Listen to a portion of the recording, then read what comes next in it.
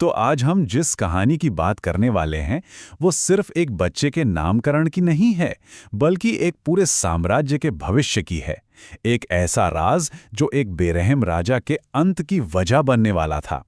चलिए इस कहानी की परतों को खोलते हैं। कहानी की शुरुआत होती है राजा कंस के दरबार से, जो एक भविष्यवाणी के खौफ में जी रहा है। भविष्यवाणी ये कि उसकी अपनी बहन का 8वां बेटा ही उसकी मौत का कारण बनेगा। और आज उसे जो खबर मिली है उससे उसका वो सबसे बड़ा डर सच होता हुआ दिख रहा है। अब कंस का ये जो डर था वो कोई वहम नहीं था। ये एक आकाशवाणी पर आधारित था जो उसे दिन रात परेशान करती थी, और इसी डर ने उसे एक राक्षस बना दिया था। देखते हैं कि वो भविष्यवाणी आखिर थी क्या। आकाशवाणी ने बिल्कुल साफ साफ कहा था कि उसकी अपनी बहन देवकी की 8वीं संतान ही उसे मारेगी। सोचिए, इसी एक डर ने कंस को इतना अंधा कर दिया था कि उसने अपनी ही बहन और बहनोई को जेल में डाल दिया और उनकी हर संतान को पैदा होते ही मार डालता था।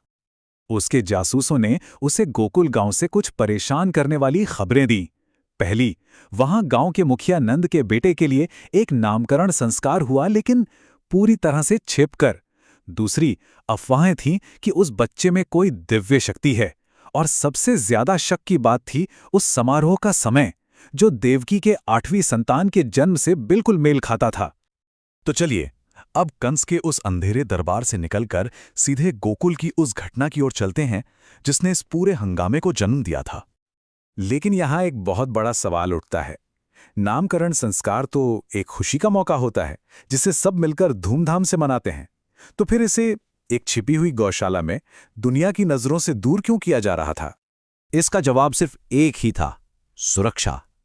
उन बच्चों को पागल राजा कंस के कहर से बचाने के लिए यदुवंश के कुलगुरु माने हुए ऋषि गर्ग मुनि को चुपके से बुलाया गया था, ताकि वो इस संस्कार को कंस की जासूसी नजरों से दूर कर सकें। तो ऋषि गर्ग ने 2 बालकों में से बड़े यानी रोहिणी के बेटे से शुरुआत की। उन्होंने जो नाम बताए वो सिर्फ उनकी पहचान नहीं थे, बल्कि उनकी जबरदस्त शक्ति और दिव्य जन्म की कहानी भी बताते थे। उन्हें राम कहा गया क्योंकि उनका स्वभाव सबको खुशी देने वाला था। अपनी बेहिसाब शारीरिक शक्ति की वजह से उन्हें बलराम का नाम मिला। और उनका एक और बहुत जरूरी नाम था संकर्षण, क्योंकि उन्हें चमत्कारिक तरीके से देवकी के गर्भ से रोहिणी के गर्भ में भेजा गया था। हर नाम अपने आप में एक कहानी था। इसके बाद ऋषि छोटे बालक की ओर मुड़े, वो बालक जिसके लिए ये सारी गोपनीयता रखी जा रही थी। और जो नाम उन्होंने उसे दिया उसमें जैसे पूरे ब्रह्मांड का सार छिपा हुआ था। नाम था कृष्ण। अब इस नाम का जो पहला हिस्सा है कृष, ये एक मूल शब्द है जिसका मतलब है अस्तित्व, आकर्षण या परम सत्य। ये उस शक्ति को दिखाता है जो हर चीज को अपनी ओर खींचती है।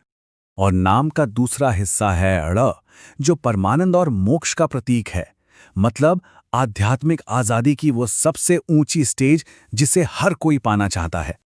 तो जब इन दोनों को मिला दिया जाता है तो कृष्ण नाम का अर्थ बनता है वो जो परमानंद और मोक्ष देने वाला है। मतलब सोचिए जरा, उनका नाम ही उनका मिशन स्टेटमेंट था, इस दुनिया में आनंद और मुक्ति लाना। ऋषि ने यह भी बताया कि ये कोई साधारण बालक नहीं है, बल्कि स्वयं भगवान विष्णु का अवतार है। और उन्होंने कहा कि इसे वासुदेव के नाम से भी जाना जाएगा, जो सीधे सीधे उसे उसके असली पिता वसुदेव से जोड़ता है। ये एक बहुत बड़ा संकेत था, एक ऐसा सुराग जो अनजाने में कंस तक भी पहुंचने वाला था। अब ये संस्कार तो हो गया। इसके बाद गर्ग मुनि सीधे पहुंचे वसुदेव के पास, जो कृष्ण के असली पिता थे, लेकिन इस पूरी सच्चाई से लगभग अनजान थे। अब वक्त आ गया था कि उन्हें सब कुछ विस्तार से बताया जाए। और यहीं पर उस अद्भुत डिवाइन प्लान का पता चलता है। देखिए, कंस को यह यकीन दिलाया गया कि देवकी की 8वीं संतान एक लड़की थी जो उसके हाथ से छूटकर आसमान में चली गई। लेकिन असलियत यह थी कि 8वीं संतान कृष्ण थे, जिन्हें जन्म के वक्त योग माया यानी भगवान की दिव्य शक्ति से बदल दिया गया था। गर्ग मुनि ने वसुदेव को बताया कि वो खुद ही अनजाने में इस पूरे बचाव के हीरो थे। ये सुनकर उन्हें कितना आश्चर्य हुआ होगा। उसी रात दिव्य शक्ति के असर में उन्होंने खुद अपने बेटे को यमुना पार गोकुल पहुंचाया था, और इस राज को सुरक्षित रखने के लिए उनकी याददाश्त पर पर्दा डाल दिया गया था।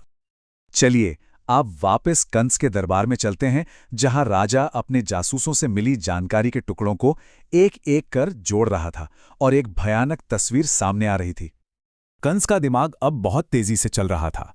पहला, इतना बड़ा संस्कार छिपकर क्यों? दूसरा, ठीक उसी वक्त गर्ग मुनि गोकुल के पास क्या कर रहे थे? और सबसे बड़ा सवाल, गर्ग मुनि तो वसुदेव के कुल पुरोहित हैं, नंद के तो हैं नहीं। इन सब सुरागों ने उसे एक ही भयानक सच पर पहुंचाया। गोकुल का बच्चा नंद का नहीं, वसुदेव का पुत्र है। वही उसकी मृत्यु है। ये कितनी बड़ी विडंबना थी। कृष्ण को बचाने के लिए की गई हर कोशिश, हर एक सावधानी, हर एक पर्दा, आखिर में वही सुराग बन गया जिसने कंस के सामने उनकी असली पहचान खोलकर रख दी। जिस गोपनीयता को ढाल बनाया गया, वही तलवार बन गई। तो अब रहस्य खुल चुका है। दुश्मन को पता चल गया है कि उसका विनाशक कौन है और कहां है। अब सवाल यह है कि अच्छाई और बुराई के बीच की ये लड़ाई कैसे आगे बढ़ेगी। ये एक ऐसा सवाल है जिसका जवाब इतिहास को हमेशा के लिए बदलने वाला था।